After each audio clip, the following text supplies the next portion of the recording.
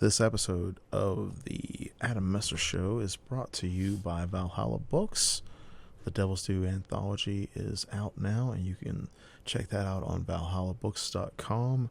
They have just made the top 10 on Amazon's best-selling new books and horror anthologies. So, valhallabooks.com. All right, welcome back, everybody, and you are listening to the Adam Messer Show here on WRUU.org. We are Savannah Soundings Community Radio with Global Soul. I'm your host, Adam Messer, and my special guest today for this second hour is Michael Lee Harris. We had him on for the first hour, and you're an artist, Michael. Welcome back, man. Thank you for being here today with us on the show. You're welcome. All right. So, we were talking on the first hour, we just kind of wrapped it up there, talking a little bit more about commissions and stuff. And, that's, I think, the difference too, when you're talking about contracts. I think that's a big difference between like someone who's an amateur and someone who's a professional. Doing a contract, is a good idea, because it just kind of defines like what the scope of work is and how things are going to, what the expectations are, exchange of monies and that kind of thing. Deadlines I think are a big one. So can you talk a little bit more about like the business side of the art? Because that's one of the things I do on the show. I talk with people, about like the nuts and bolts of doing art, creating stuff. So can you talk a little bit more about that and like any kind of like pitfalls that you would recommend people to avoid? Especially like maybe a new artist that's out there that they're looking at doing something like that. For a lot of people, especially with like person-to-person commissions, you might not want to just break out a contract. It might scare people away, maybe. But it's good to input like a little paragraph in your messaging saying what you will and won't do, just to have that cut and paste. You can put it into everything, something short to kind of protect yourself. And, just be aware that you might get screwed over. Yeah. Do you ask them for like half down and then half on delivery, or how do you? Most of the time, I know that like a lot of times artists don't like to talk about money, but yeah. Same thing with authors. For some reason, a lot of authors don't like to promote their work, and I'm like, well, nobody will know about your story if you don't tell them about it. Yeah. Yeah, I mean, if you're just starting out and you're doing small commissions with people, I would say half up front is probably a good idea. I used to, like with my photography, like when I would do photography for folks, like weddings or, family pictures or whatever, I would tell them I want half down at the booking. And then that, so booking everybody is like when you agree on a date, a price, a location, and a service, you're booking that gig. You're saying, hey, on November the 8th, I'm going to be talking with Adam Messer from 3 to 5. We're booking that show, even though this is like us talking, there's no money exchange. This is a booking. And then I would say before I actually started doing the work on the day of, I would require them to pay me the other 50%. And the reason why was because I had to chase people down.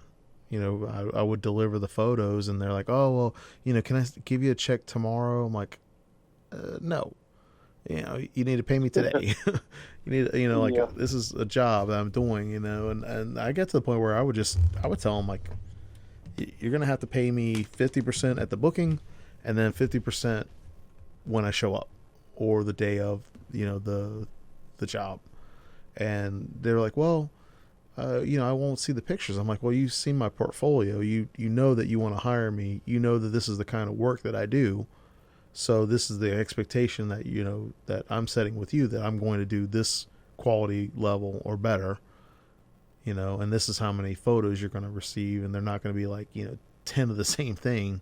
You're going to have like, you have three, like taking 3,000 individual photos on a wedding day, working 14 or 16 hours. And then that's just doing the photos. So I got to. I mean, I wasn't hard nosed about it, but I kind of stern about it. But I've never done like commissions like with art.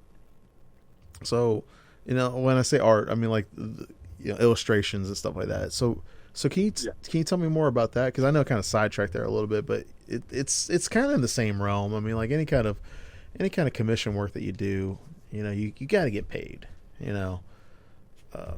If somebody's hiring you to do a commission, you got to get paid. I mean, like don't maybe like if you're new and you want to do something for your friend and whatever, but I know a lot of people want to just do their work for free, and I'm like, don't work for free. Yeah, don't. Yeah, I mean, I'm in a lot of like Facebook groups for games, and some artists will post in there. Will post their art, and someone will say like, "Oh my God, I like your art. Are you doing commissions?" Posting in forums is a great way to, drum up commissions. Do you feel like Instagram still is really good too for that, or because I know Instagram back in the day. Do you feel like Instagram's still pretty good for that? Because I know back in the day it was, but I don't know. I mean, like, is it still a good way to kind of get your work out there and show people? It's an instant portfolio for free that everyone almost everyone is already using. So I feel like everyone should have an Instagram no matter what. It's too easy to post your portfolio and just have something that most people already use. But I don't know. I'm sure people do get commissions from it. I've never gotten any from Instagram. Yeah, that's what I'm wondering, man. Because I'm like, I mean, Instagram's cool and all, but like I was talking to a friend of mine, Facebook, for example. Like my page, I have like 800 people that follow my page, but if I post something, it shows it to like, I think my newest post, it showed it to like 11 people. Yeah. And I'm like, dude, there's like 800 people here. I know that these 800 people didn't turn the notifications off for my page, but it's almost like it's like how do you connect with your audience, and so I know that forums are pretty cool and all, but is that where you find most of your work, or are you just kind of like getting referrals and stuff from people, or? I mean, I'm on some Discord channels. See, I like Discord too. Okay.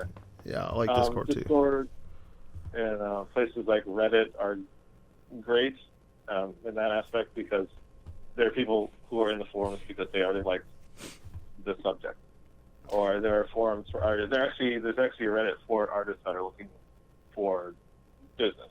Okay. So when you're in those areas, you're specifically in an area for that. Like I said, Instagram is great because it's easy and everyone has it.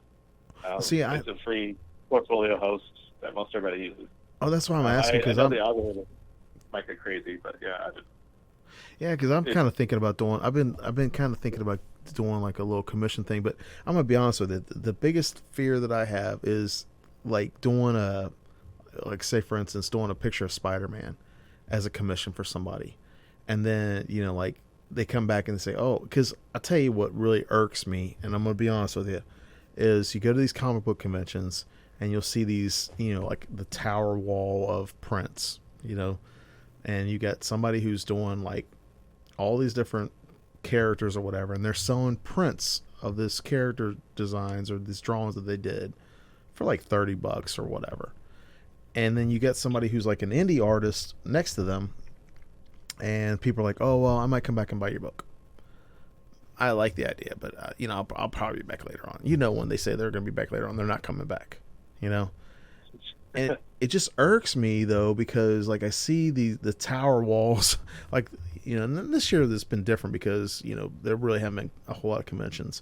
But you see those people that are, they've got a digital print that they're selling for $30 of a character that they don't own and they didn't design, and then you got somebody who's trying to sell, like their indie comic book for $5, and I mean, don't get me wrong. I'm not saying people should buy the indie comic book. If it's garbage, it's garbage, don't get me wrong. But the folks that are out there, I've always been kind of worried about like trying to sell a sketch to somebody of a character. Like if I drew a picture of the Incredible Hulk, and I'm like, oh, here, this sketch is $5 or whatever. You know what I mean? So I don't know. I mean, like, it's one of those things. Like, I know that I know artists are doing it. I mean, I have a lot of friends that do it. But how do you? I mean, what's your take on that, and how do you feel about that? Because like if you're doing like these mashups of like if it looks like Darth Vader, but he's got like 4 lightsabers type thing, obviously you don't own the IP on it, and it's gonna look like Darth Vader, but you're putting your individual flair on it a little bit, but you're obviously using the Star Wars IP. I mean, like what's your take on that? Because I mean, to me, it's kind of like a touchy subject. It's like it's almost like you have to give people what they want, and this is what they're asking for. They're not asking you to create like an individual new type character more often than they're asking you to say, "Hey, can you make Darth Vader, purple with rainbow colored lightsabers?" Yeah. For me personally, if you're if you're a smaller artist and you're not like big, if you're not like Jim Lee, I would say generally just do it because you need money. There are artists who refuse to do other licenses that don't belong to them. It's kind of your choice. But if you're starting out or you're just kind of doing this as a hobby, you may not want to be that choosy. You might just want to do what you want. Yeah. Legally, I'm sure you can be hit with a cease and desist, but I don't think, Marvel or DC really wants to start doing that kind of stuff. Well, the comic book conventions, it's rampant. It's rampant. That's what, that's what people want. They want an individualized poster or like a limited edition, print of something, of their favorite character, and it's just kind of, it's like, well, if you're doing it and you're creating the art, but it's not your IP, you're still doing some original work. It's just not your character. You don't own that character or the IP. And I don't know, man. I mean, I'm kind of torn because I'm definitely not famous or well known enough. But I've never, sold sketches, like that. This one that I donated, the comic book thing, it was a cover, like an artist cover. So I felt okay with that because they encourage you to do the covers, that's why they have blank covers, but as far as like doing the other stuff, I've been like, I've kind of been torn. But I've got a friend of mine that he does like commissions of people like his art, and he's doing pretty good. It's actually doing pretty good. Selling little commission art pieces and whatever. And I'm like, man, that's kind of cool. Yeah. Mm-hmm. I don't know. It's just I've been kind of thinking about it myself. Like, oh, I don't know if people would actually want it or not, and I mean, like I don't even know if they'd be interested in it or whatever. And I guess it's like with the market, if you're good enough, something rises to the top, it's gonna, people are gonna pay attention and they're gonna notice it. Yeah, I mean, if you're an artist trying to make money, and trying to make a living doing this, you just kind of have to figure it out. There's no one way to do it. Some people sell a lot of prints. Some people make keychains. Oh yeah, I have a friend. Yeah, does all sorts of merch. Just all sorts of merch. There's I saw there's a girl named Heather that out in Rincon. There's a place called the Book Nook, and she crochets little figures, and they're really cool. Like. So she makes like I think she did like the Mandalorian and the Child, and she did like Avengers and all kinds of stuff, and she crochets these little figures, of the different characters or whatever, and she does really well with it. But I thought it was pretty cool because there's a lot of different merch like keychains or buttons. I know people are big on buttons. Yeah, a lot of people like buttons. Yeah. Hey, everybody, you're listening today to WRUU LP Savannah, Georgia, 107.5 FM, WRU.org. We are Savannah Soundings Community Radio with Global Soul. So, Michael, when you're doing these commissions, I'm just kind of picking your brain here a little bit. And what would you say for the like a newer artist that, like they, I don't know, maybe they're kind of just getting into the sharing their stuff publicly? I know you're talking about like using Instagram, Reddit, Discord, which I think Discord's pretty cool. I got a Discord channel.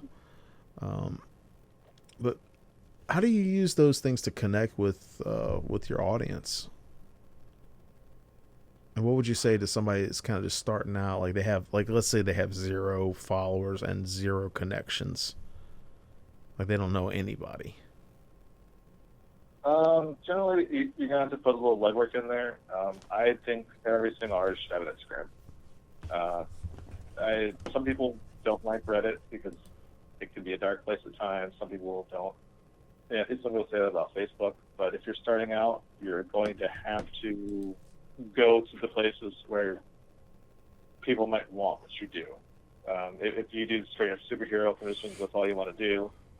Try to find some superhero Reddit, even just things where people talk about superhero comics, and just toss up some of your art there. Accidentally say, "Oh, I just did this." Just accidentally leave it there, and just go places where, like if you do anime stuff or stuff like that, go to anime forums. You have to find where your customers are and just kind of leave your breadcrumbs there. I gotcha. And it's really how much you want to do or how much you're willing to do. And like some people don't really want to search all of the web to find commissions. Some people are willing to do that. It depends on what you want to spend your time doing. And there's no one way to do this. But the easiest way is just, find places and leave your art there. It's kind of like, you got to go where people are. Like if you want to feed the ducks, you got to go out to the lake. You got to go where the ducks are, Yeah. I got a question for you too, like because I know a lot of folks it's a confidence issue. Like you have formal training. You went to school and you have formal training or whatever. But there's a lot of people out there who are self-taught artists. I mean, like today we have everything under the sun. Is available to learn and to be able to do it. Hey, Bill, how you doing? Hey, not too bad. Good. But so what would you say to those artists out there who think, they feel like maybe their confidence level is not super high, or they don't, feel like, thanks, sir, you're the best. Bill Cooper's in the house, everybody. Greetings. So, yeah, I'm talking with Michael Lee Harris today. He's a comic book artist that did the Choco Leche. Hey, how you doing, Michael? Let me turn Good, how you doing? I think check it. How you doing, Michael? Let's see if that's Mike 2 or I'm Mike 3. doing great. I don't know if you can hear him or not. He's saying he's doing great. Mike 2. Yeah. Oh, good. Okay, yeah, I guess you can't hear me. All right. Bill Cooper's he said he's doing great, Bill, and yeah, we were just talking about doing like commissions and like building up your confidence level as an artist or whatever. I heard your point, and I understand it about IP. If you're doing someone else's work, well, I don't know. I think if you own it, you own it. That nobody should do it. That's just my feeling. Yeah, if you're not getting permission and you're not sharing commission with them, it doesn't seem even legal. But I know that they don't want to go after the small people because it doesn't look good for them. So that's why it's going to go on. Yeah. Well, it's weird. The demand is so high. It's like at the comic book conventions. I mean, imagine, back in the day, if you could get your local artist to do a picture of Superman and you're like a big Superman fan. Sure. That's I can see why it would sell. I can see why people do it. However, I just have this thing. If you write a song and someone else steals it without giving you royalties, I'd feel, whoa. And I guess, and also they're so big to go, as I said, to go after these small ones that might go to a convention and sell a few hundred or whatever. It would make them look bad to do it. So they just probably stay. They certainly make enough money. They're not hurting them. Other people are, getting the crumbs off the table. I think, the tidal wave is just too big for them to be able to stop everybody from doing it. Well, no. What you do is you go after the biggest ones, and that's an example, and then some of the others just dry up. Yeah. That's they do that cease and desist on the, Yeah. I mean, just my opinion. If it's yours, you own it. Why, no one else. Yeah. You can't put your trailer in someone's yard and say I live there. Right. Yeah. So that's true. It's like the catch, the catch-22. You get the demand, people want it, and then you really trying to. It's I don't know how to describe it, but it's just like, if it is yours, like it's your original character or whatever, but people don't sell that as much, so they go for the like the popular characters or whatever. So like it'd be harder for me to try to sell my original character. I get it, but if you made it, if your character caught on, and you go to a convention and you see people making a buck off of you, yeah, I mean, I think you'd say, whoa, and now it's personal. Yeah, I know it is. It's a what if. You could do the what ifs forever. That's one of the crazy things. So, but yeah, there is a bit of difference between your personal character and Superman. Yeah. I think. Yeah, I mean, it depends on what you want to do, how much of a moral issue it is. But yeah, Superman. I mean, Warner Brothers is made so much money for Superman. Oh yeah. I'm just saying as an example, like you probably would have more people that would ask you for a commission of Superman than you would of like one of your own original characters. Not you personally, but like for me, for example, like. Yeah. I've never had anybody ask me to draw like a picture of my original characters for them. You know what I mean? So yeah, and I think that's the reason why like you see so many artists out there doing commissions of popular characters, because there's a demand. I mean, like if there weren't a demand, people wouldn't be doing it.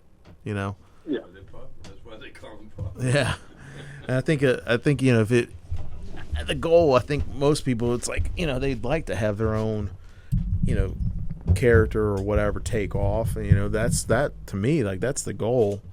It's just like trying to do the groundwork for the other stuff. Yeah. So if I might interject just for a second, years ago there was hold on a one very second. famous group. There you go, Bill. Okay, years ago there was a very famous singing group, Tony Orlando and Dawn. And they had a semi-hit. They sold 500,000 records, which was pretty good, but they got their name out there. And then they go to Las Vegas to perform.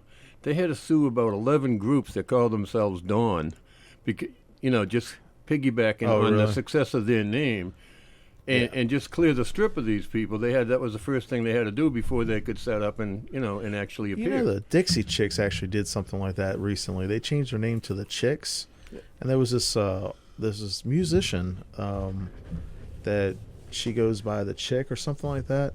And they actually tried to sue that lady, and she'd been using that name for years, but they tried to sue that lady so she couldn't use it. And I think that's, I think it's a big difference. Like those B movies that were like, if it was the Terminator, like the B movie would be called the Exterminator. Right. You know what I mean? It's a takeoff. It's got the same kind of premise, but it's just like a takeoff. It's a total ripoff, obviously. Yeah, total ripoff or whatever. I mean, like there's going to be that kind of stuff, No, but I'm saying to copy it exactly, to draw a picture of Superman and sell it. Yeah. Well, that's the industry now. It's crazy. That's why I was talking to Michael about, for artists that want to get out there and do that. Because, I mean, people will ask you, they'll say, like I've got a friend of mine, he does commissions, and they'll say, hey, I like your art style. Would you draw a picture of, Ant-Man or something like that for me? And then, that's how it works. It's kind of crazy.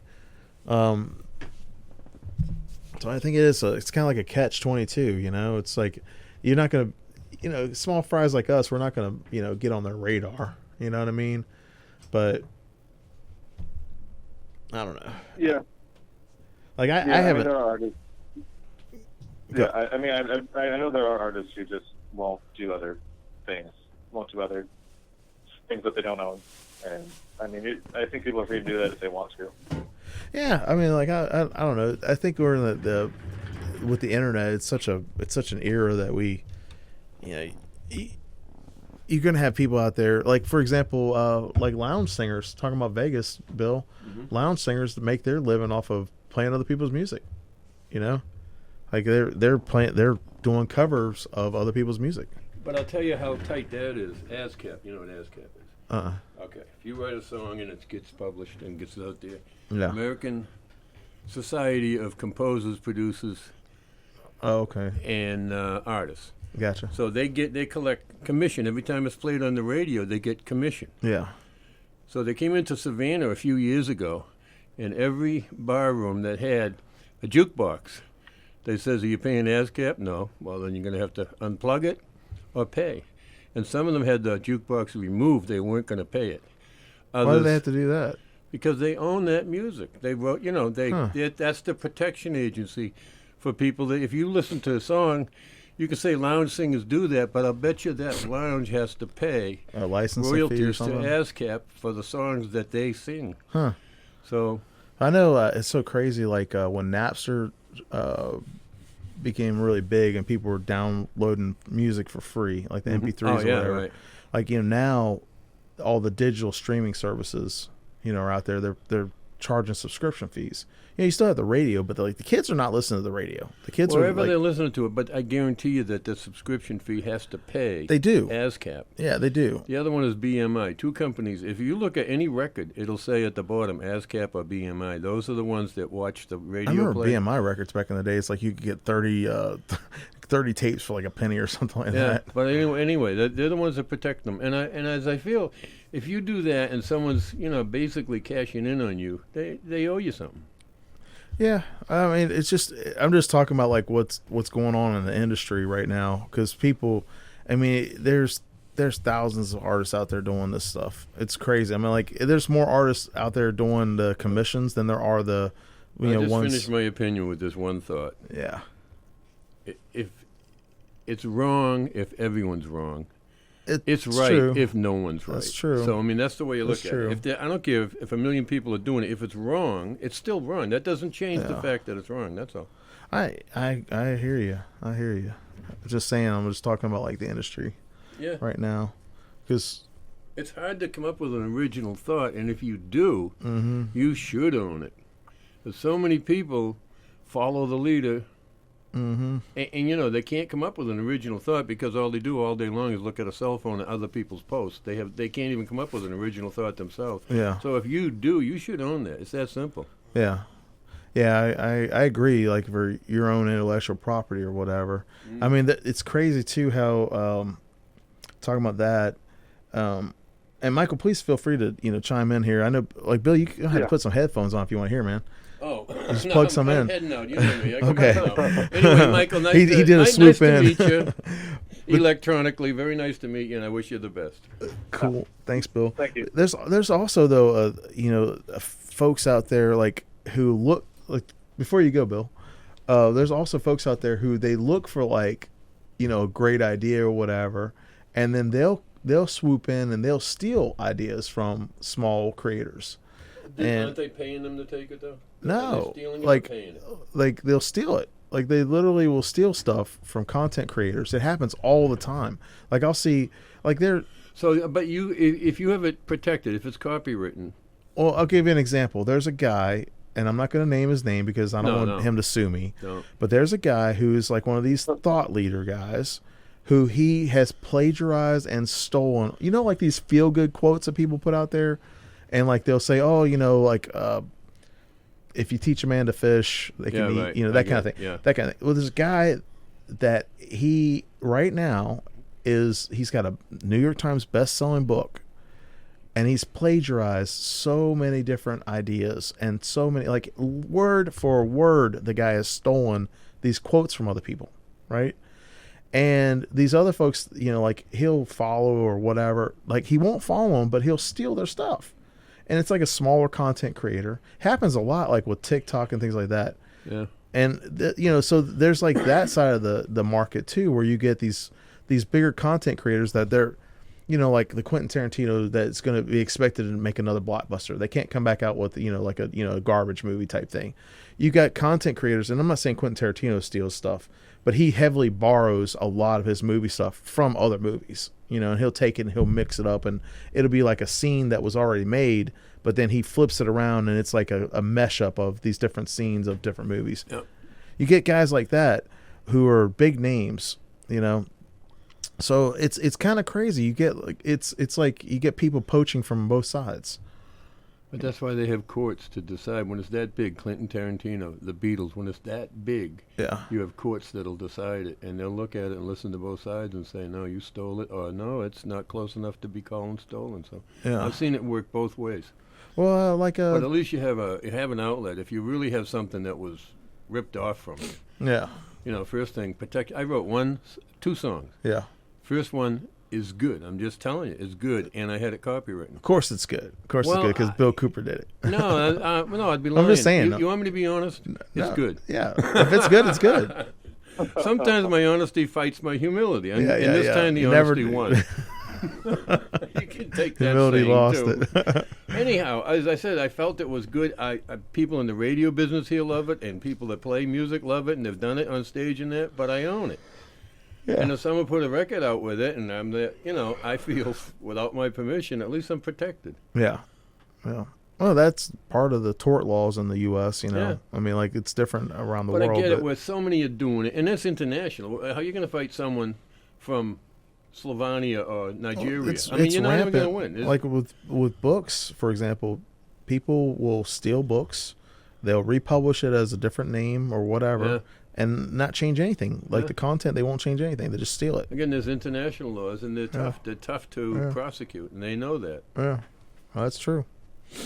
We got to do a station break real quick. We're going to be back in a few minutes, Michael, and so just a heads up. All right, everybody. Okay. Thanks.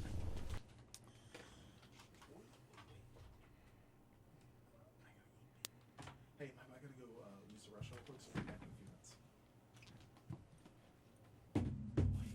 All right. Yeah, mighty. I feel like just hanging out the window and be like... Yeah, well, Lewis it's so crazy you have to go all the freaking way around. Lewis does that out the front window. Does it? Is that why the plants are so low? Yeah, that's it. Who you got coming in today? A girl who's a psychic. Oh, okay. That'll be fun. What's her name? Her name is Darcy Lennon. There you go.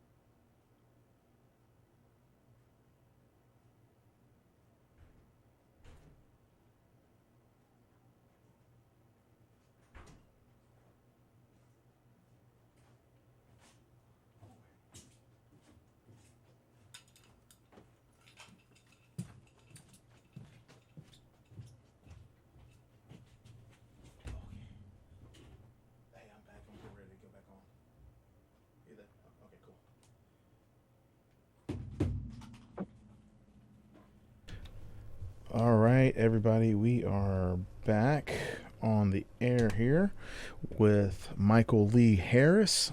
Michael, welcome back, man. Thank you. It's good to be here. Yep. So I know we got a little sidetracked there. Bill Cooper is one of our guests, one of our hosts, does the Savannah at Night show, and he is a great guy, funny guy, does comedy and all kinds of stuff, and really cool guy. So yeah, I mean, like there's multiple sides to doing commissions and stuff like that. I kind of want to go on that side, like we were talking about like before, with like new artists going out there and putting their stuff out there, because I mean, like the demand is super high, and I haven't done commissions like that, but recently I did a cover art for Neighborhood Comics on one of those blank covers or whatever, and I did it was a full moon, Spider-Man full moon, so I did the werewolf Spider-Man or whatever on the cover, and they sold it and helped raise funds for the store and all. But I think it's cool. I don't really care for the guys that do like the big wall of prints. Yeah. I just think it's kind of crazy that somebody will sell a 11x17 print for $30. And it's their art. Don't get me wrong, it's their art. But to sell a print like that, and I see it over and over and over again, and they don't have any of their own original work. I mean, like all of the art up there is their original art, but it's not their original work because it's not their character. So I don't know, man. I'm kind of torn with it, myself.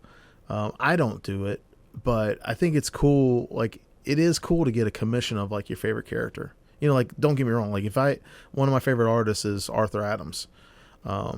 If I had a chance to commission him for, like a picture of somebody, I would do it.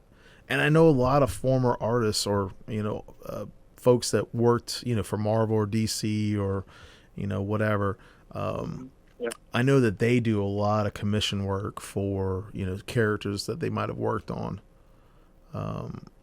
So I don't know. It's just one of those things. I think it's to each their own. And, if you get caught, you get caught, type thing. It's kind of, kind of stinks, but I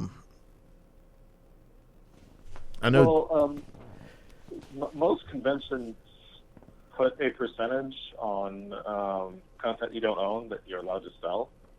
I don't know how well it's followed, but I know in order to combat that, a lot of conventions have started doing that. Okay.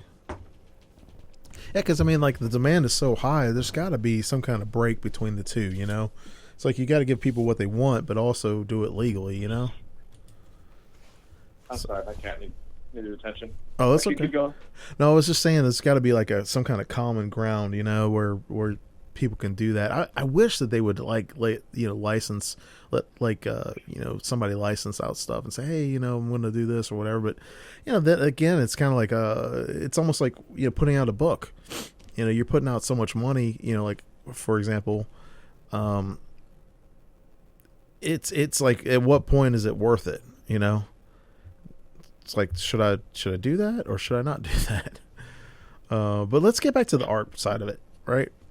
Mm-hmm. When somebody's out there and they're trying to do their thing, and I think the question I had before was like about the confidence issue.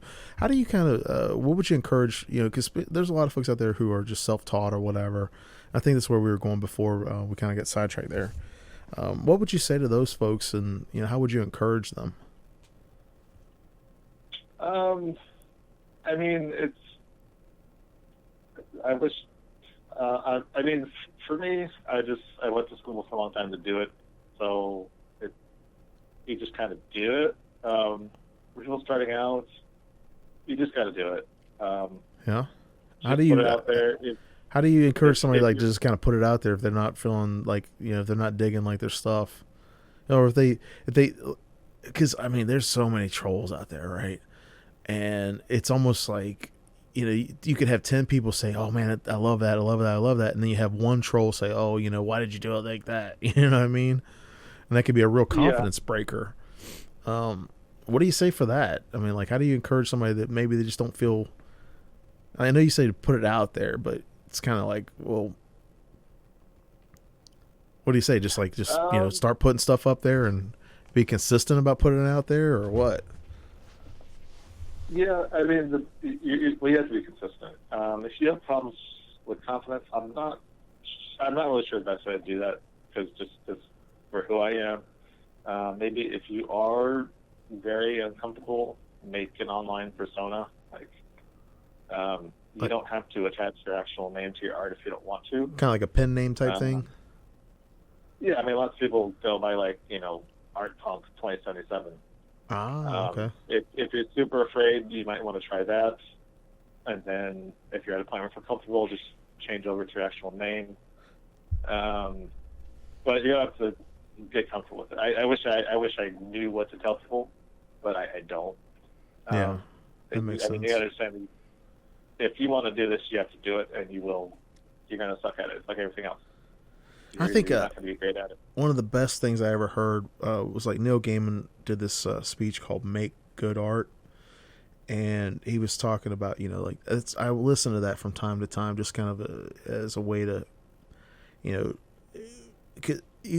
don't start off when you have something that is. And Neil Gaiman didn't say this. There was a different artist that said this, but when you start off and you something that you're doing that you don't. It's not exactly the way you wanted it to be. It was in your mind, it was different than the way it came out. It's because you have taste, and as you progress and you're doing the work, you're going to improve. You're going to learn new techniques, or you're going to learn, for example, with your comic book, you had to do the coloring for the last 2 pages. Wasn't exactly in the plan, but in order to get the finished product, you had to do it. Yep. And I feel like, I'm definitely not the best artist in the world. I know that. But I feel like when I'm talking with other people who are new, if they're doing, I did photography, for example. Somebody's like, oh, I don't have this, I don't have that. It's not so much the resources.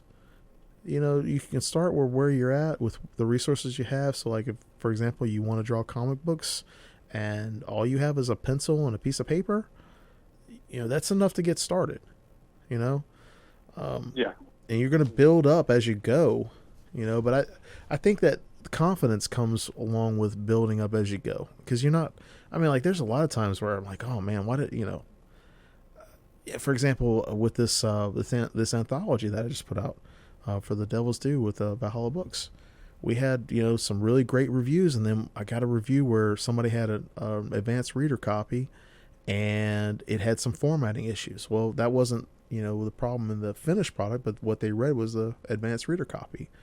And, I kind of just assumed that people would know, okay, this is an advanced reader copy. There's going to be, there might be some issues or whatever, but they posted some just negative stuff or whatever. And I reached out to the author of the person I thought it was their advanced reader, and, communicated with the author. And I was like, hey, I'd be more than happy to send them the final, updated product, because the rest of the review was pretty good. But, that was, to me, I had a moment. I was like, why does this person even, take the time to write something negative at all? But I feel like that's the online, when people try to, I'm not necessarily saying this person is a troll, but, it was unprofessional in my opinion, and I feel like that people feel so entitled to giving their opinion, especially with a review or whatever, that can be a confidence breaker, for new artists or new creators or whatever. They're like, oh, it's not as good as a Jim Lee or, somebody like that. But that's where you have to stop comparing yourself, right? Yeah, one thing I understand is that people like Jim Lee have been drawing for 30, 40 years. Yeah. And the only way to get to that level, unless you're some kind of genius, is to draw for 30 or 40 years. And people really need to cognitively understand that. I think another important thing is when you're interacting online, because that's really the only way to do this now, is you should try to be the person that you want to hear from. So if you want good advice, you want to give advice. You want to give good advice. If you want people to be kind with their critiques, you need to be kind with their critique. I agree with that completely. Yeah. It's you should be authentic to who you are, not try to put on airs or anything like that. I feel like people connect with that too, right? You know? Yeah. Mm-hmm. Yeah, just make sure the things you're saying are the things you'd want to hear. Yeah. I agree with that completely. Yeah, I mean, confidence is hard just in life in general. So it's really just going to keep doing it and doing it. And eventually you'll build up some confidence at least. I know negative reviews can suck, but you have to, it's a part of life you have to deal with. Yeah, and the nice thing about that was because I did reach out to them. They updated their review and they took out the negative parts. They left a little snark on there still, like, oh, I edited this because the edits were done or whatever. They kind of left a little snarky, kind of remark still, but it was a lot better, than like the other negative stuff. And it's going to happen. I mean, like, not everybody's going to like everything that you do.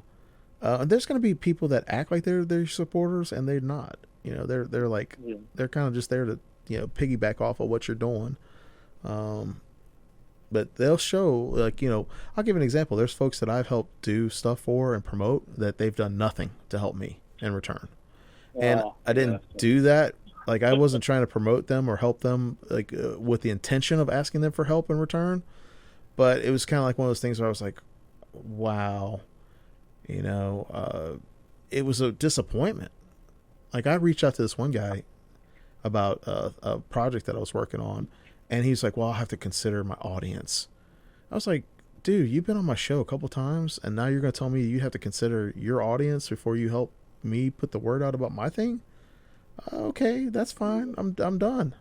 Like, and I just kind of walk away from folks like that because it's good for them when they're getting the fixins.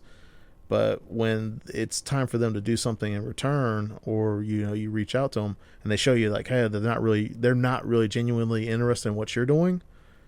I feel like it's kind of like a blessing in disguise in a way, because it's like, oh well, I thought we were cool. I thought we were on the same page, and I thought you liked the stuff I was doing. I like the stuff you're doing, but not really, And I've noticed that with sharing anything online, like when you're creating stuff, I noticed that, and that can be a negative, kind of like a little. And when you're talking about Reddit, kind of being like a dark place, that can be kind of like a negative trap, in my opinion, too, because you're like, well, you kind of get caught up in this thing, like, well, did I do something wrong, or was it me, like, and the whole time it's totally not even you, it's like the other person, And I've kind of had to realize that with myself, like, okay, well, if I didn't do something to that person and I'm not being negative and I haven't had any kind of negative interaction, then it can't be me. It has to be them. And that's been a kind of like a hard realization for me, that not everybody is going to want to promote their work. You get some people that just want to sell a story and move on, and that's fine. Or you get somebody, like you said with the artist, like, they'll hire you and you might never hear from them again. That's fine. I mean, like, that's a transaction. I'm not really looking to build transactions. I'm looking to, I'd love to make more transactions, don't get me wrong, but I'm looking to build relationships with people. And when I find out somebody's a transactional person and they're not really invested in what I'm doing, I mean, that's fine. I just know that that's the way it is. You know what I mean? And definitely. I think kind of going back to that confidence thing is like, man, social media is so fickle. It's like you can have somebody who blows up with the dumbest thing on a viral video, and then all of a sudden they're getting like these deals and whatever, and you're like, man, I put so much work into my stuff, and this guy just did a dumb video like on a skateboard drinking some like whatever, and it like blew up. You know what I mean? It's like, oh, that guy, it's cool for him. I'm glad for him, but did like how much went into the work of that? You know what I mean? It's just something that caught on. And then other times you see somebody like, man, this is so cool, and they might have like one like. You know what I mean? Versus like a cat meme that'd have like 50 likes or something like that. I'm like, how did that? So I think it's kind of crazy how content catches on and sometimes other stuff doesn't. So I think that's another thing with confidence, is like you got to just keep plugging away, even if you think it's like something that's like your best work and you put it out there and it gets like no return or nobody like really pays it any attention. You got to keep pushing it, and don't get mad at the dude like riding a skateboard, and his stuff goes viral because you're like, what in the world how did that even happen? Because that's gonna happen. I've seen it so many times. Like a dumb viral video just blows up, and it's like they weren't even doing any work. It's like they just it's like they didn't actually make anything. They just did some lip syncing. But it was cool because it called on for them, and you can't be a hater because then it's like then you're being a hater yourself. So, well, anyway, man, we got a few minutes left of the show. I appreciate you being on. So I know it's been kind of a gambit. We've been talking about like a lot of different stuff or whatever, but what do you got in the works? You say you got Gumshoe is like your new project you've been working on. What's next? Like, what's coming out in the future? I know. I want to say in the next month or so, Gumshoe will either go online to be read by everyone, or it will be kickstarted. It's one or the other. I will be on my social media promoting it.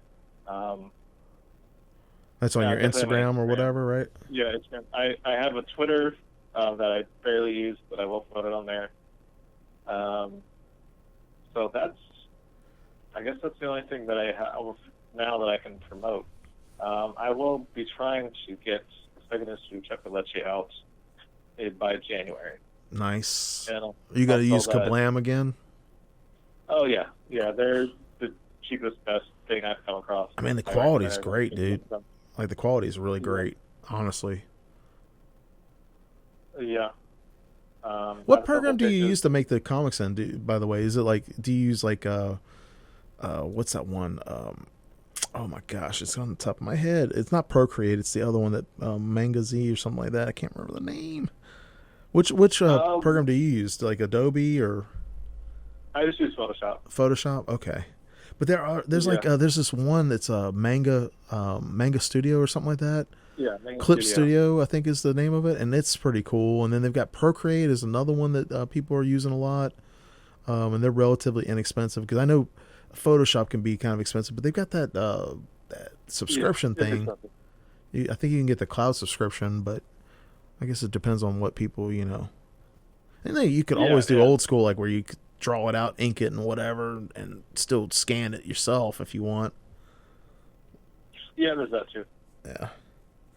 Yeah, I mean, there's the alternatives, which are great as well. Clip Studio is nice. I believe that's one where you can make 3D objects. Mm-hmm. And I think Clip Studio has the panels too. Like you can design like a. I think Procreate has it as well, but I think you can say like what kind of panels you want or whatever, and you can manipulate the panels too. It's pretty cool. What's your Instagram handle again, and what's your email for people to be able to contact you? All right, my Instagram is Michael Lee Harris, MichaelLeeHarris, just the regular names. My Instagram is MLH Comics, my initials MLH and comics @gmail.com, and that's where to find me. Nice. And Choco Leche, the issue number 1, they still have it available over at Odin and Sons. I picked up a copy today, so if y'all want to check it out, you can go over there, and they've got one. They've actually had, I think, like 2 or 3 left. There wasn't that many left, because I remember when it was first over there, they had like a big stack of them, so I think they've just kind of sold through most of them or whatever, but it's pretty cool, man. I think it was like $3.99, so it's not bad at all. I'm glad that you didn't overprice the comics, because I know some of these like they want $5.99. I'm like, oh man, for a 21-page book, it's kind of like a little high, but pretty cool. There are also copies at Planet Fun. Oh, over at Planet Fun as well. Okay, good. Yeah. That's good. I meant to go to Neighborhood Comics, but I just didn't get around to it. Oh yeah, they're great people over there. They're big on supporting indie artists as well. So I try to support all our local bookstores, our local comics and stuff, and especially being a comic book nerd myself.